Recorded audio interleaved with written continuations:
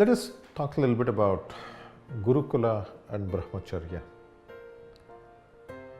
A Gurukula system is very nice, and the reason for that is the child is no longer pulled in two different directions. Today what is happening is this: the child goes to school, the teachers will say something and pull it in one direction.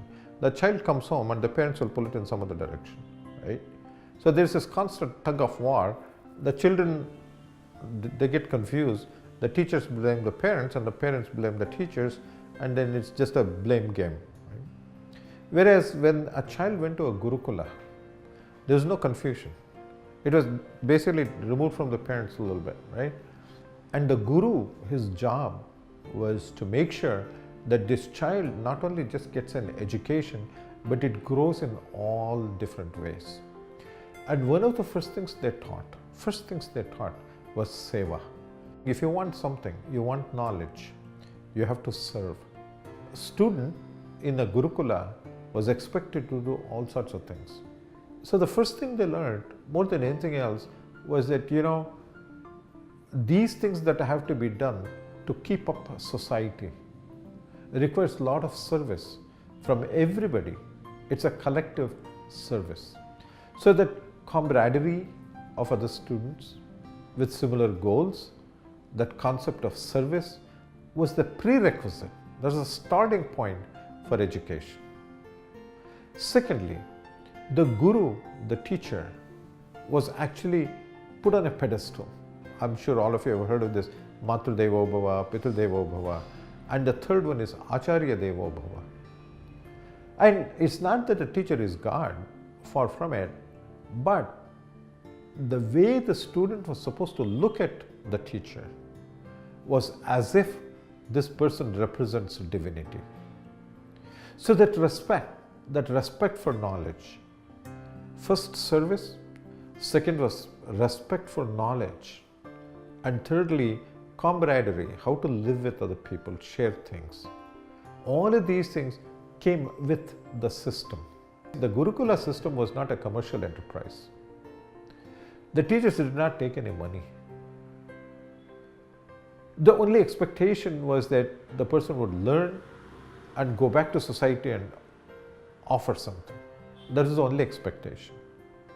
But today, in a commercial setting, what happens is that even education becomes a commodity that is sold. So anytime I pay money, I expect certain things because I'm buying something. So education, knowledge cannot be bought. It cannot be bought. It's that simple. So when there is this feeling of entitlement, because I'm paying for this education, and therefore I'm entitled to something. All of these ideas actually mess up the education process. The relationship between the teacher and the student has to be special, very, very special. After all, I'm a teacher too. After all, my success depends on my students' success. If I do my job right, my students will be successful. If my students are successful, I'm successful. If my students fail, that means I didn't do my job properly.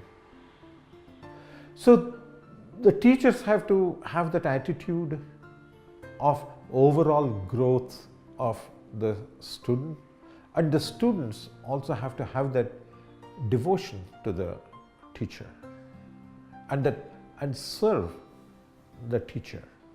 So when environment like that is created, the education becomes much, much more meaningful. Another point to be made here is that it's not so much when you learn something.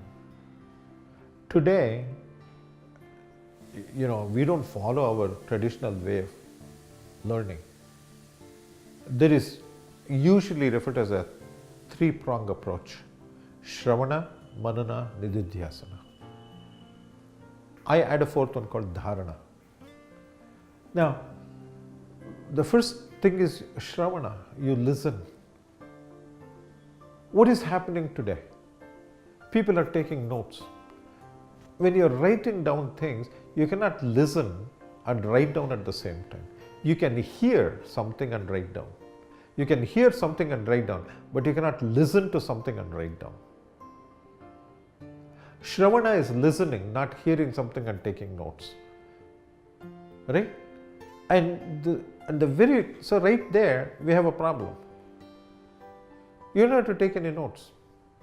Even in my own childhood, I remember we used to buy like 100-page notebook for all the subjects, and we hardly wrote anything in it.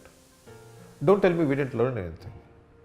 So Shravana is important, and contemplation. So when are these children supposed to contemplate? In the homework? They just routinely memorize things and just write down something. So they may be able to reproduce what they heard. So look at the process. They hear something, they write it down, they memorize, and they spit it out. It never went in.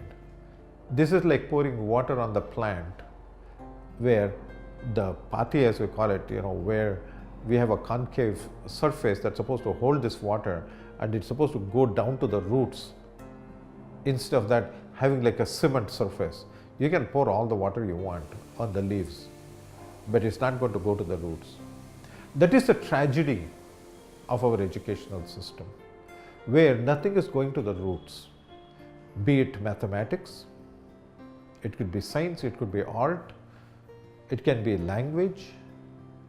So because of this system, what I find as a professor is these students who go through the system and show up in my environment, their knowledge base, whether it is language, poetry, science, mathematics, is extremely shallow.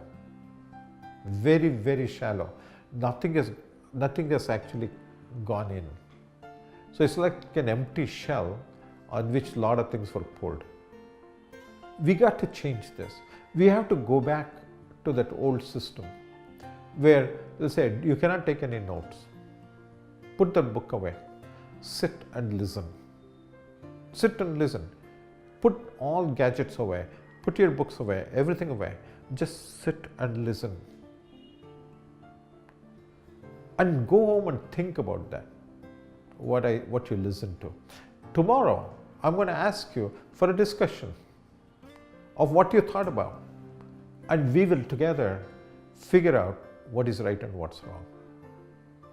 If you were to do this, and I've done this with my own PhD students, my graduate students, amazing things happen. Amazing things happen. People who thought that they could never do anything great professionally suddenly become 5-star professionals. And they themselves are surprised. They say, wow, how did this happen? Well, I'm not inventing anything new. I'm just adapting the ancient Vedic tradition to the current day system. And it works extremely well. Secondly, when a student is in that ashrama as a student, he's not supposed to get diverted by other distractions. So that focus is very important. It's just for a short time. And then in the next phase, he can do all the enjoyment, he can do whatever he wants, that's fine. But when you're in this phase, just for about 10 to 12 years, you really, really have to focus. You cannot tell the child to focus and it will focus. You have to show something that is so attractive, so attractive that anything else, even at that age, becomes uninteresting. So it's the job of the system, it's the job of the teacher to show the beauty, the wonderful feeling of discovery of knowledge.